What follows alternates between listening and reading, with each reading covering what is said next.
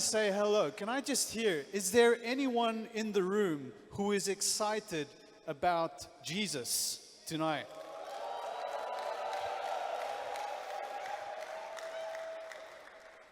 Amen. That's what I was hoping to hear. That's what I was hoping to hear tonight. Because you know what? We're going to spend the next 2 or 3 days together listening to a number of incredible speakers talking about all kinds of interesting and technical subjects. And we're all going to get to a point where maybe we feel a little overwhelmed by all the technical detail and all the interesting information. But, if we can just bring it back to the reason why we are all here tonight, and that is Jesus. Why are we here? If we get that right, then everything else falls into place. So I want to encourage you tonight, as we sit together and as we share in all these wonderful topics, and you feel overwhelmed, to think about the reason why you are here in the first place, and that is Jesus. So let's enjoy being together. Let's take a moment to remind ourselves why we are here tonight. So my name is HEINZ. I am from a ministry called Christian Vision, CV in short. I'm from South Africa, and it's really, really wonderful to be with you guys tonight. Our ministry, Christian Vision, is essentially an evangelism ministry, and we specialize in digital evangelism. So I spend my days pretty much doing digital evangelism and everything that goes along with that. And we do all kinds of things. We have a number of apps and websites that we use for digital evangelism in countries all over the world. But then we also do all kinds of interesting experiments and initiatives in things like artificial intelligence and all kinds of interesting new digital spaces that we use for evangelism. So that's why I'm here tonight. And I want to chat to you a little bit about digital evangelism. And I just want to say, first of all, I'm really excited to be with you in Nigeria today. Of course, Nigeria is a wonderful country. Now, I'm going to share a secret with you today that maybe, well, some of you already know about me, but maybe some of you don't. I am the world's biggest fan of jollof rice. So I don't eat jollof rice by the bowlful. I eat it by the bucket. That's how I eat my jollof rice. Don't bring me a bowl, bring me a bucket. So I'm really excited to be with you here tonight. My colleague Nick over there is with me as well. So if you see him, give him a wave. He has a much bigger mouth than I do. He's much louder than I am. But it's wonderful to be with you. I'm really, really excited. But I'm not just excited about the jollof rice. I am excited because God is up to something significant in the world today.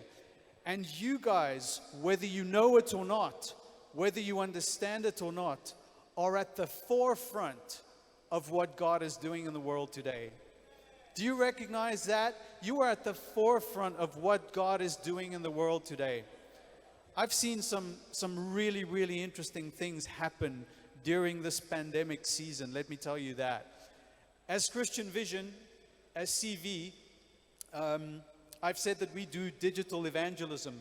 And so what that means is we spend pretty much all our time creating evangelistic content, right? So we create evangelistic video content that we then promote on social media channels and, as I said, websites and apps and all kinds of things. Now, when someone watches our content, we can track that, right? We track who watches our content. And we have a metric that we call introductions to Jesus, right? So when someone watches a piece of evangelistic content from the beginning to the end, an entire content piece, we call that one introduction to Jesus, right? That's a kind of a metric that we track as a ministry. We call that an introduction to Jesus. In other words, what we say is we have introduced someone somewhere in the world to some aspect of the person of Jesus. That one video may not be enough to convince them to become a child of God. That video may not be the video that kind of ticks the box for them, but it introduces them to an aspect of who Jesus is. Now, before the pandemic started, CV is a global ministry, saw anywhere between 50,000 and 120,000 introductions to Jesus per day on its platforms across the world, right? 50 to 120,000 introductions to Jesus per day across the world. These days, since the pandemic started, and all the way through the pandemic, and it's still keeping going, we're now seeing 1 million introductions to Jesus every single day. As a matter of fact, we see more than 1 million introductions to Jesus every single day. I checked it yesterday. I think we were on, for the year, we were on 233 million introductions to Jesus, and we're only in day 180 or something like that. So there's a lot to be excited about in this space. God is doing something in this space. God is doing something exciting.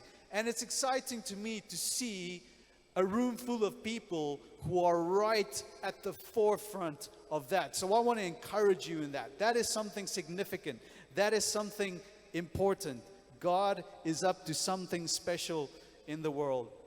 There is something about this moment in history that is significant. I wonder if you can do a thought experiment with me. The other day on, I think it was Facebook, I saw someone sharing a meme, just a picture, online. And it was basically two photos next to each other. And I'm sharing the story because I want you to understand what the significance of this moment is. It was two pictures next to each other. One picture was a picture of the first flight of the Wright brothers. So I'm sure you will have seen that picture of the old, like the very first little makeshift aeroplane that the Wright brothers put together for the very first flight. And the picture next to that was a picture of the moon landing, of the first time that we as humans landed on the moon. Now, how many hundreds of years do you think elapsed from the first moment that we took flight, the first moment that an aeroplane lifted up into the sky, to the day that we landed on the moon? How many hundreds of years was it between that event and this event? You want to know how many years it was? It wasn't hundreds of years. The first event happened in 1903. The second event happened in 1969, sorry. That is 66 years. 66 years from the time that humans figured out how to fly to the point that we landed on the moon. Does that completely, that confuses me. 66 years from the first moment we flew to the first time we landed on the moon. Now think about this.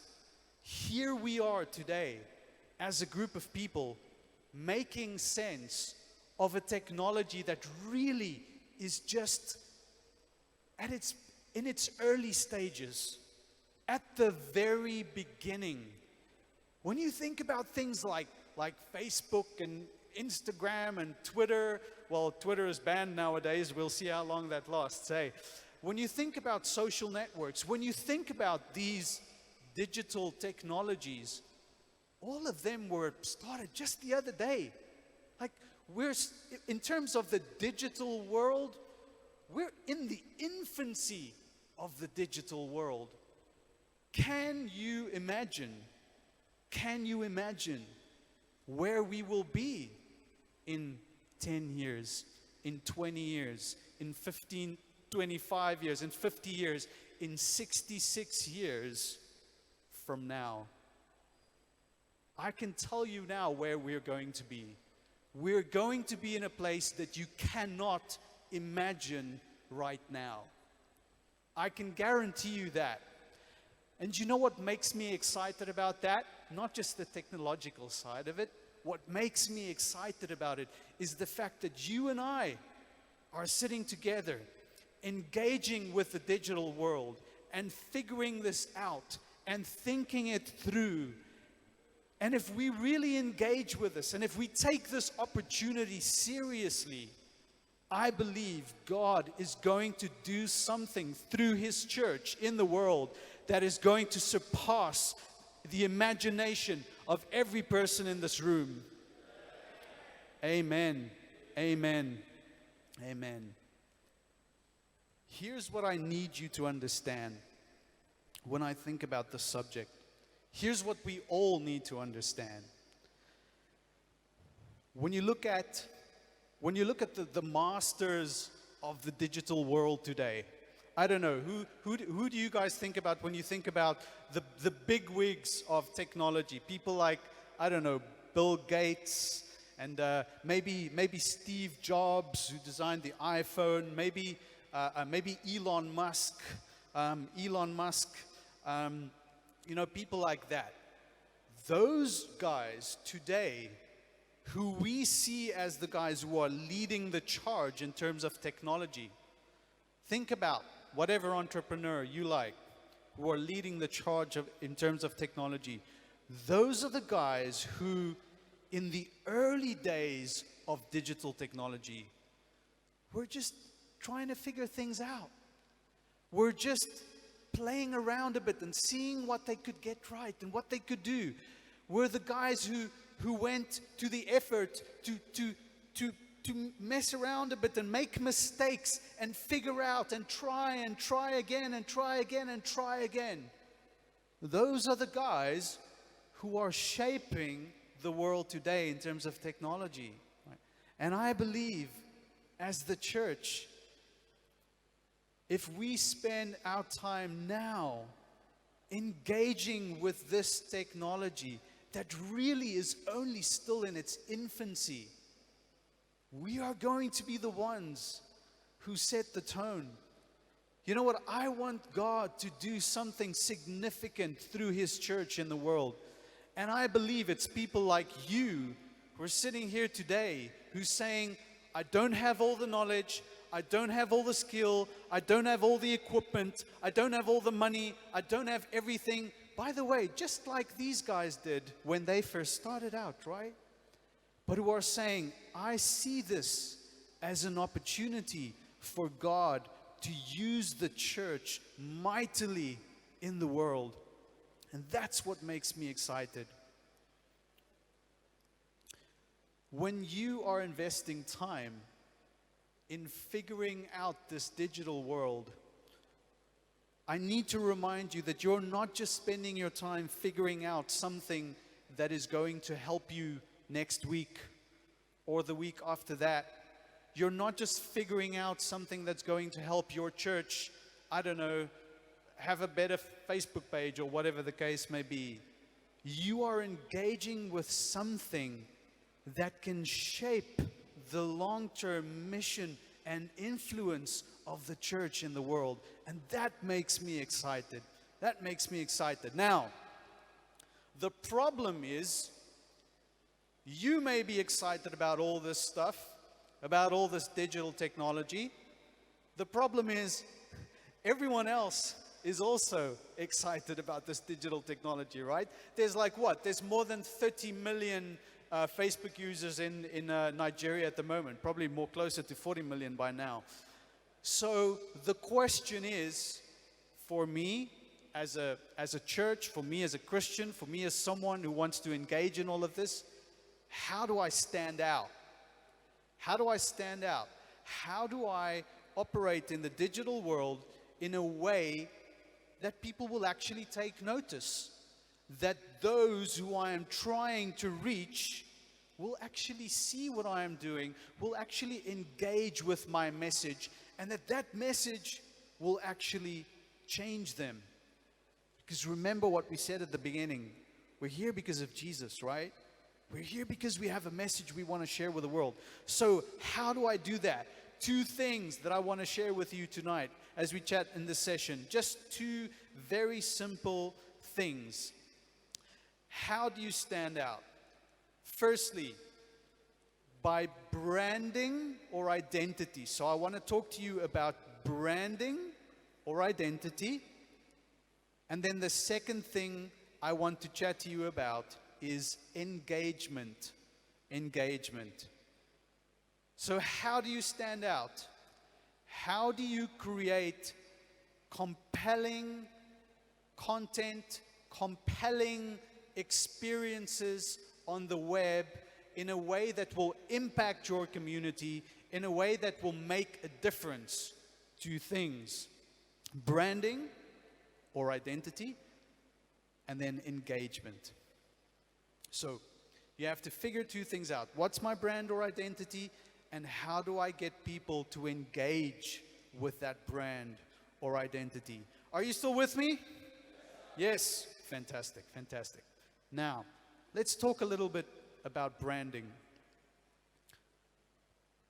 When I use the word branding, most people's minds immediately go to logos, right? When I say branding, you think about things like the Nike swoosh, or those Adidas stripes, or I don't know, whatever else expensive brand you like, right?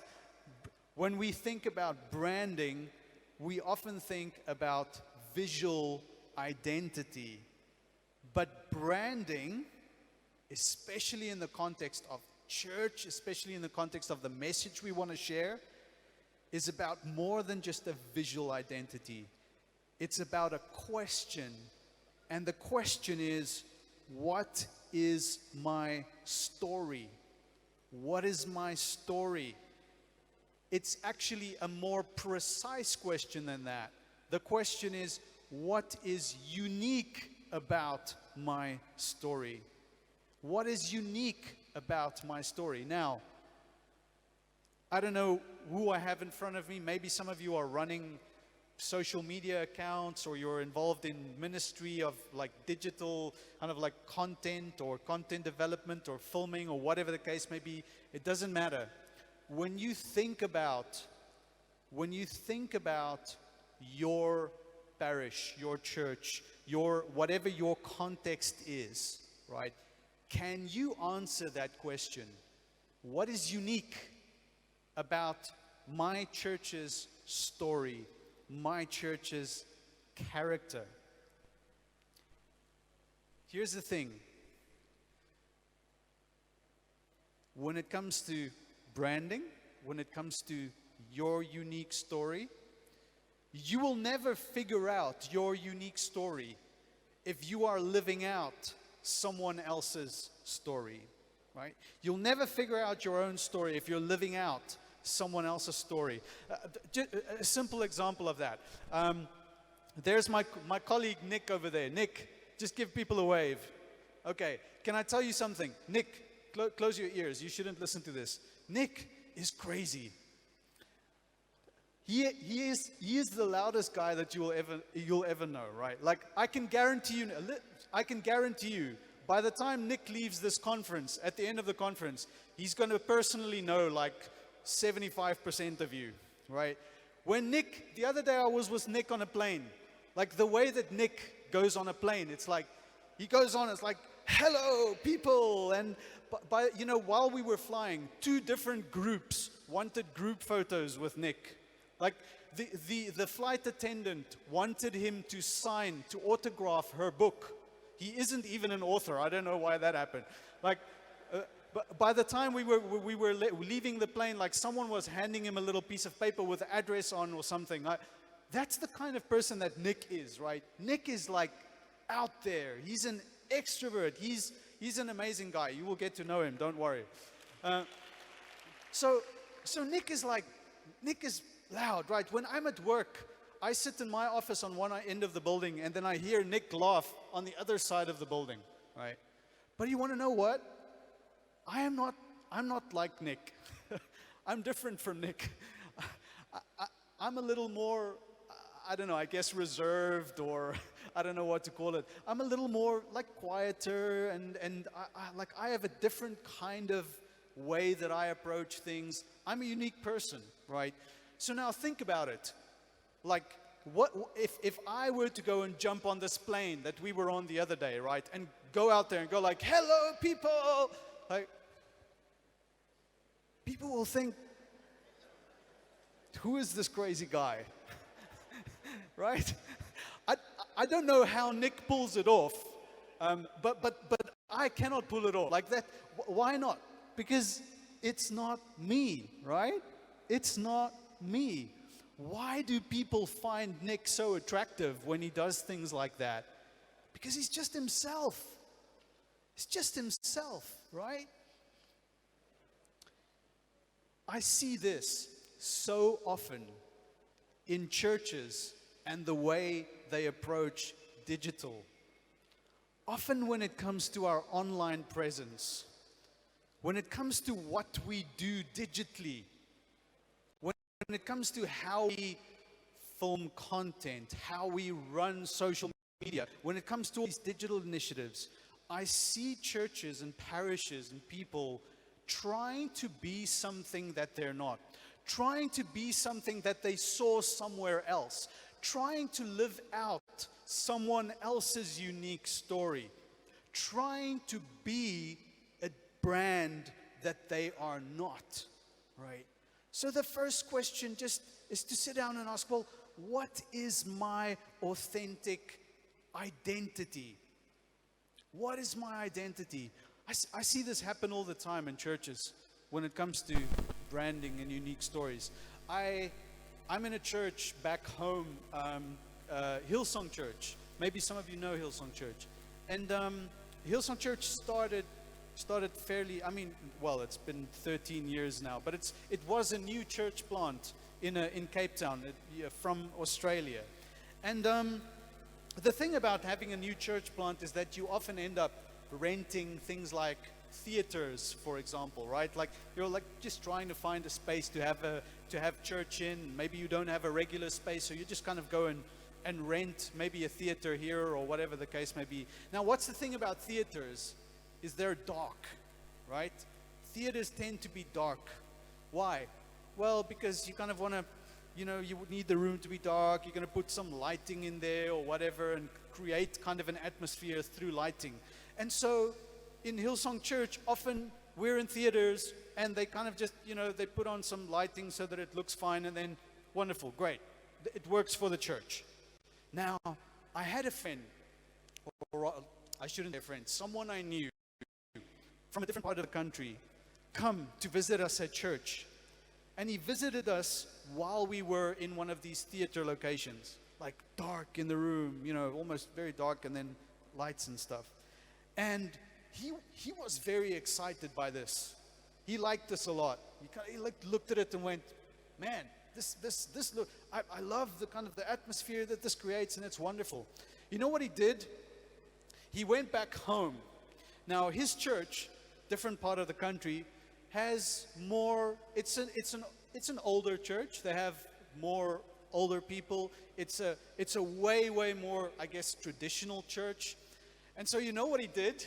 He went back to his church, and he went and he painted the whole front of the church, the auditorium part. He painted black. You know what happened to him? He almost got fired. People thought, I don't know, is he becoming a Satanist or something? Why? Why did he do that? He saw someone else's story, a story that worked in a very specific context, and then he tried to make that his own story. But the thing is that it is not his own story. So we need to ask ourselves, what is my unique story? What resonates with people?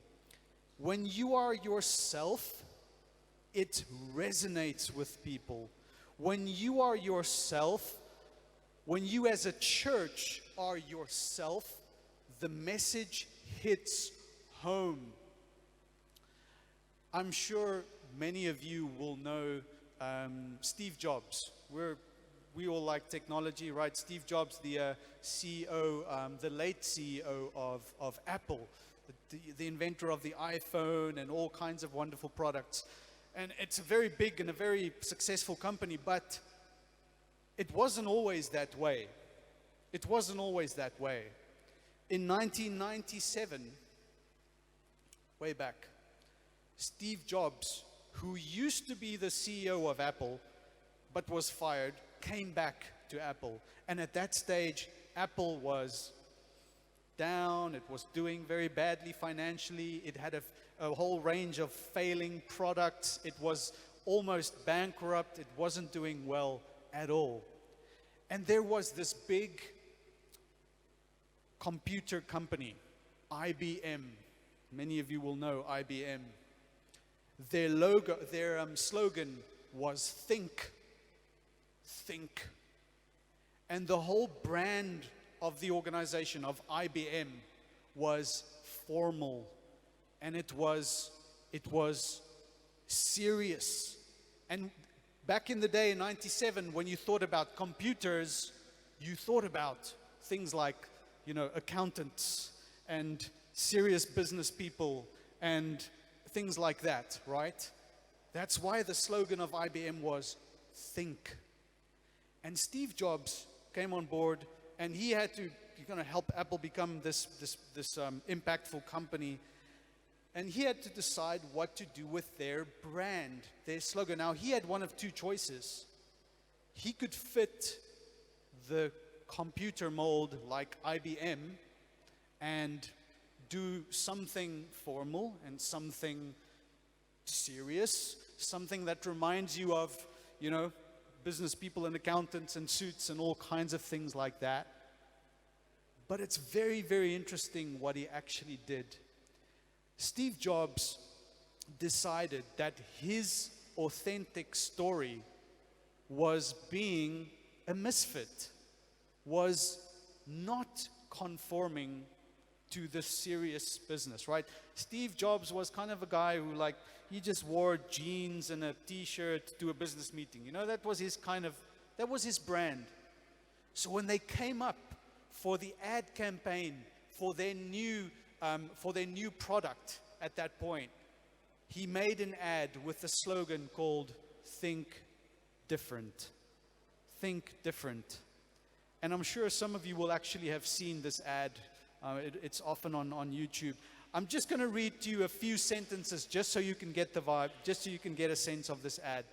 It says, "Here's to the crazy ones, the misfits, the round pegs in the square holes, the ones who see things differently. They're not fond of rules. They have no respect for the status quo. You can quote them, disagree with them, glorify or vilify them, but you can't ignore them.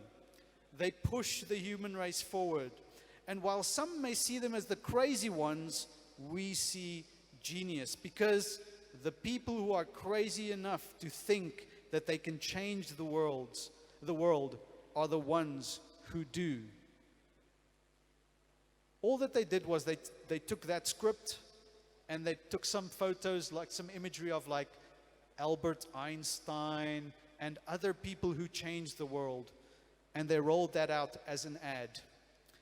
And do you want to know well, you know exactly what happened to Apple from that point forward. Apple has become one of the most valuable companies in the world. Apple's brand is known all over. Why? Why? Because their leader knew that he had to be true to himself, true to his story, true to the story of his brand. You know what I find interesting about that ad that I just read to you? It doesn't mention a single computer. It's an ad for computers, but it doesn't mention the sale of a computer once. and yet it sold many computers. Why? Because that was an authentic story that connected with people. And here's the thing, sometimes when I look at what we as the church do on social media, online, digitally, I see us trying to sell, right? Like when I look at social media posts, for example, like I'll look at a church's Facebook page and it will be like, Sunday, 8 o'clock, this service, 9 o'clock, that thing, 10 o'clock, that other thing. Please come to Tuesday nights, this or that. Please, let's do this program, that program. Sell. I see that a lot. You know what I would love to see is churches who authentically share their story, who share the story of how Jesus impacted their community, who share the story of how the gospel changed lives.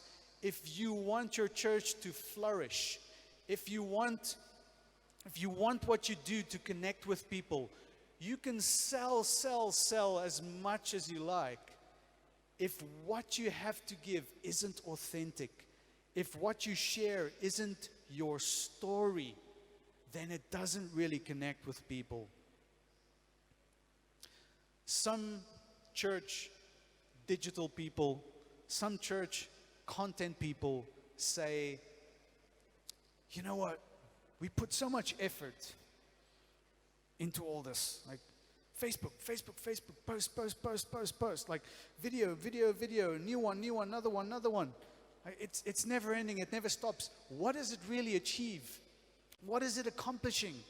Why am I not seeing results? Why am I not making an impact? I have spent maybe lots of time, or maybe even a lot of money, I don't know, on some visual identity for church. Why is it not making an impact? Because people identify with the story, with what is unique about your church. So I want to challenge you today. Right now, to think about what is your church's unique story.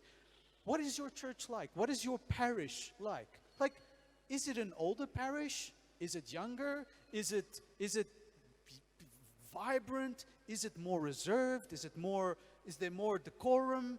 Is it quiet? Is it loud? Is it in this community or that community? Does it speak very well to women or to men or both? Or think about what your unique story is. That is the key to connecting with people through your brand. Let's be honest about our identity. Another reason why this whole thing around identity is so important is whenever we connect with people online, communities form. There's little communities that form. Think about your church Facebook group, for example, right? There's a little community of people who have connected with that Facebook group, right? Now, who's that community? Well, there may be people who has been part of your church for many years, and they've kind of liked the Facebook page of the parish. Or it may be some person who hasn't come to church for years, and who maybe, I don't know, one Easter service kind of was forced to do it, and they liked the page because they were curious. Or anything in between. Now, the great thing about digital technology, the great thing about doing this identity, this branding thing right, is once you have a user hooked onto your online presence, once you have an individual subscribed on your page, liked, whatever your context is, your witness to them is continuous. It's continuous. That atheist who liked the page 3 years ago sees every single post that you make, sees every little aspect of your story playing itself out in public. And that person is asking himself, is this place loving? Is this place, are these people truthful? Do they care? Will they welcome me with open arms when I walk through the doors? Will they point the way to Jesus? Will they judge me? Will they send me away? Every single interaction that you do online is sharing something about your story in the long term. So don't forget that you have people on board who may be on board with you for a very, very long time. Now, enough about identity. In the last few minutes together, let's think about engagement. Now, I can share a lot about engagement, but I want to do three things. I want to talk about three things. I want to share three things that will not get you engagement, right? 3 ways to not let people engage with what you do online. 3 things that will not connect people to your story. 3 things. The first thing may surprise you. The first thing is budget. It's money.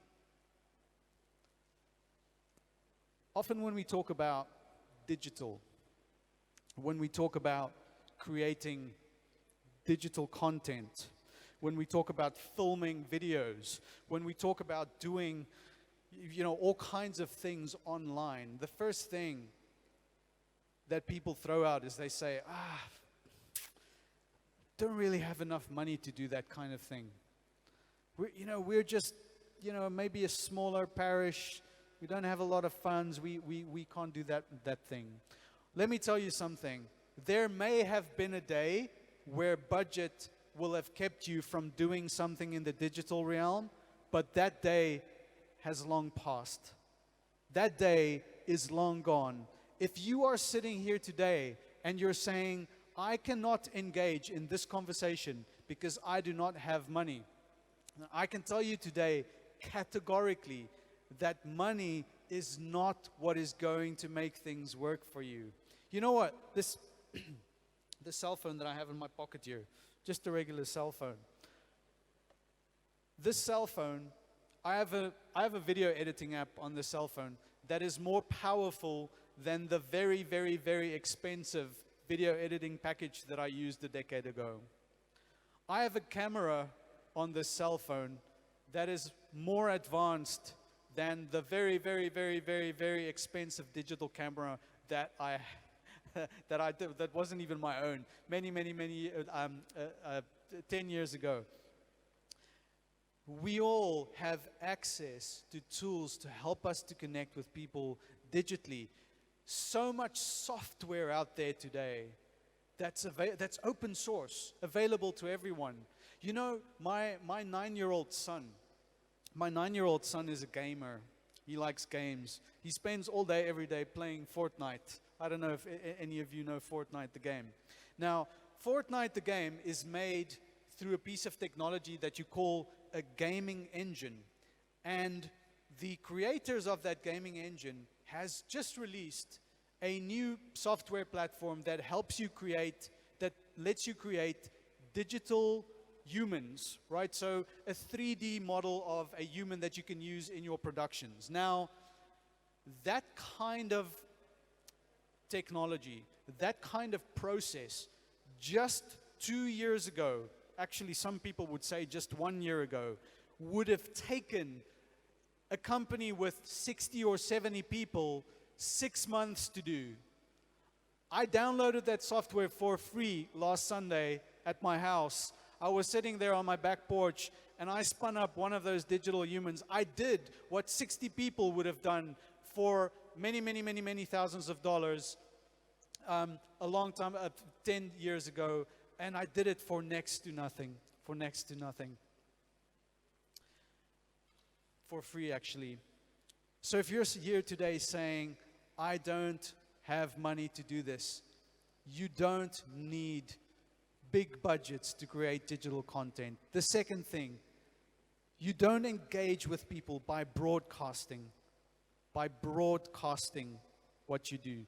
You don't engage with people by broadcasting. Now, I'm not saying TV broadcasting. I'm not talking about that.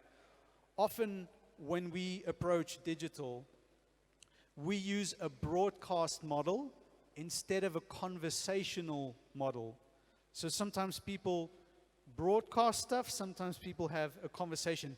Back in the day, when you created something digitally, when you had, let's say you made a video as a church, you broadcasted to people, you put it out there, and people watched it, and that's it, right? Online, the new digital age, Web 2.0 or 3.0, whatever you want to call it, works differently. It's all about conversation. It's not about taking what I have and putting it out into the world and having people watch it and leaving it there. It is engaging with people. It's having conversations. Now, people have all kinds of questions around that. How do I do that? Like, am I supposed to be having conversations with everyone who comments on my Facebook post? And the best way that I can tell people to deal with that is to think about it as a dinner party. Like when you have a dinner party at your house and you have people sitting around the table, do you speak to every single one of them whenever they say something? No, you don't, right? You have a conversation with that person and maybe a little later with that person. That's normal, right? You don't interrupt every person and speak to them. All that you're doing is you are creating the opportunity for people to engage with each other. So if that's something that you're questioning, how do I engage with people? It's conversation rather than broadcasting, just putting something out. Final point that I'm going to make, and I'm going to wrap it up right now. Final point that I want to share. I want to say, you're not going to get engagement through formulas. And what I mean by that is very, very simple. Whenever you talk about digital, online, social media, you'll have people who say to you, well, in order to do this right, you have to post 3 times a day on Facebook and 2 times a day on Twitter and 5 images on Instagram, or once a week or once a month, or whatever the case may be. Or whenever someone responds, you have to give a response of this length. Like, people come up with formulas to engage. If you really want to engage with people, formulas will not get you anywhere. Formulas will not get you anywhere. I used to work as a news editor for a big news company, and we used to have a Facebook page. It had a few thousand fans on it. Nothing happened there. It was a complete failure. No one really wanted to engage with it. We posted news and stuff on there according to a formula. It never took off. And then one Monday morning actually, an intern went onto the Facebook page and just typed out, "How was your weekend?" Just that simple question. Thousands and thousands of people commented on that question that day. And from that point on, that Facebook page took off. Today it has like millions of fans on that Facebook page. Why? Because someone looked past a formula, a posting formula, and recognized that there are real people on the other side, right? That there are real people who want to engage, who want to connect, who want to share, who want to know something about your story. And that's what my hope and prayer is for us today. That we will realize that as we go through the next few days, never forget that there's actually someone real on the other side. There's actually someone who needs Jesus on the other side of that conversation. I have to wrap it up here. We have a packed schedule today. I just want to encourage you as we go through the next few days. Two things. Number one, remember, be real. Share your true identity. And the second thing I want to remind you about is that bring it all back to the reason why we're here. Jesus is the message. Jesus is the one who we're trying to share. Don't ever forget about that when you get bogged down in all the technical details. Thank you so much. God bless. God bless.